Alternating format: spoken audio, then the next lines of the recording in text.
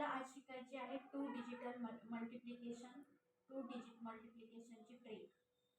ठीक आहे.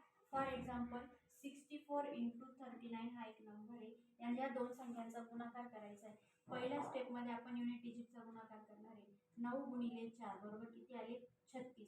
36 मधला युनिट डिजिटचा 6 लिहिला, इकडे शिल्लक राहिला 3. हा 3 आपल्याला सेकंड स्टेपमध्ये कॅरी करायचा आहे. सेकंड स्टेपमध्ये करणार आहे आपण 6 गुणिले 9 अधिक 4 गुणिले 3. 4 गुणिले 3 954 अधिक 4 त्रिक 12 आणि इकडचे राहिलेले 3 पहिल्या स्टेपमध्ये इकडे ॲड करायचे. बघा 4 आणि 2 6, 6 आणि 3 9, 5 आणि 6 किती आला आन्सर? 69. इथे आला 9, कॅरी आले 6.